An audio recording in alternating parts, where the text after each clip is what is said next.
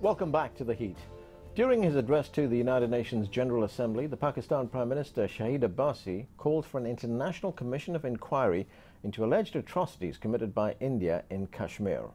Since 1947, India and Kashmir have fought 3 wars over Kashmir and have since become nuclear powers. Let's turn to your relationship with India. And of course, this is a relationship which is overshadowed by the conflict in Kashmir. Prime Minister Abbasi devoted a considerable part of his speech to the United Nations General Assembly on this issue. He accused India of human rights violations in Kashmir. You want the United Nations to appoint a commission of inquiry into these violations. What kind of response have you had? It's a very legitimate demand, considering what is going on in Kashmir. And this is a lot of precedences in the past. We had representatives, special representatives in Kosovo, other places, Palestine, just to find out what really is going on in Kashmir. This killing and maiming and blinding of the Kashmiri youth is going on for now many years, especially last 1 year, for about 14 months now, since July last year. This has accelerated to a pace which is unbearable for the people of the valley, people of Kashmir. And it has been raised on international forums, it has been raised in media by different human rights organizations. It's an issue. And let me tell you, there are 66 terrorist organizations in India, according to Indian figures, out of which 4 only relate to Pakistan. Rest are their own local homegrown terrorist organizations. They have multiple, more than a dozen, maybe more than that, separatist movements going on in India. So India is actually imploding, and they blame us on the international forums just to take away the world opinion or international opinions attention from what is happening in Kashmir.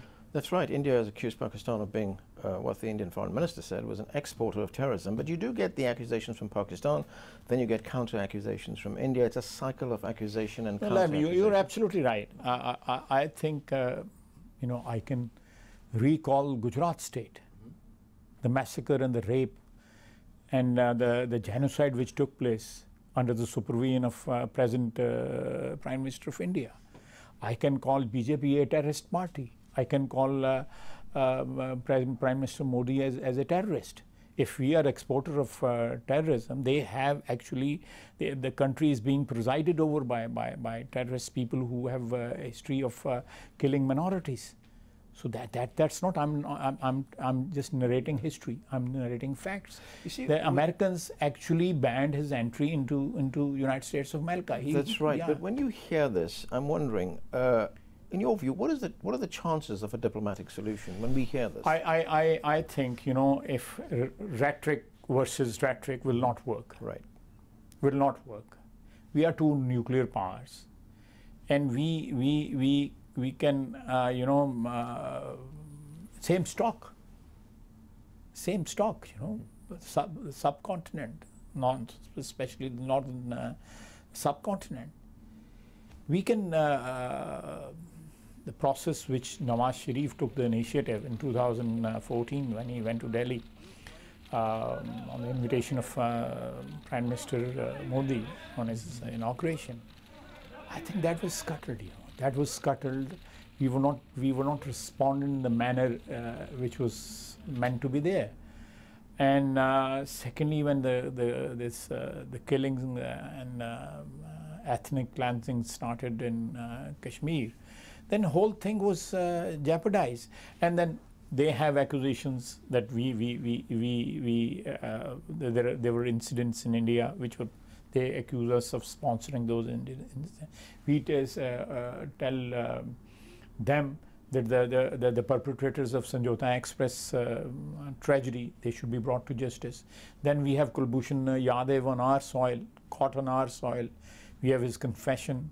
We have the evidence, all the evidence available to us. So this will go on, and you know, it's a never-ending cycle of acquisition and counter-acquisition. So this is, I think, the only way is that with sincerity, the two countries should approach each other, and is there perhaps the world body like UN, or any other, like the Prime Minister suggested, a envoy, or any intervention or any mediation from a third party, or I think the peace is the answer. Is there a role for China in this?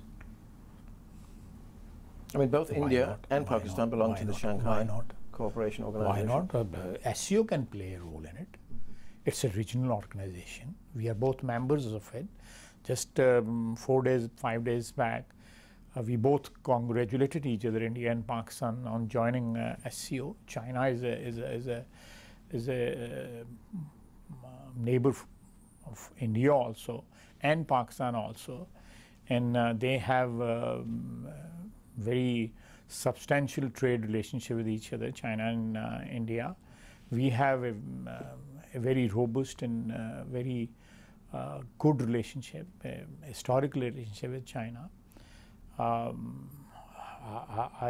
think any intervention, I would not call it intervention, but any role for China, at least we'll welcome that. You know, we'll welcome that. Just to bring the temperature down, bring the tension down. If we start talking, once we start talking, then other things will fall in place automatically. One final question I have, and that is, China will be holding its 19th National Congress of the Communist Party in October. This is the Congress that will decide whether President Xi Jinping gets another 5 years. How has President Xi's leadership in China affected the relationship with Pakistan? I think this relationship under President Xi has fortified to further, and it has gone to new heights, and as we call, deeper than the deepest sea, and higher than the highest mountain, and sweeter than the sweetest honey. So I think he has added new dimensions to this relationship. Under his leadership, I think the two countries have come very close to each other, very close to each other. As I said earlier, our relationship is embedded in history. It's unparalleled, you know, the most reliable all-weather friendship, which is multiplied under President Xi's presidentship.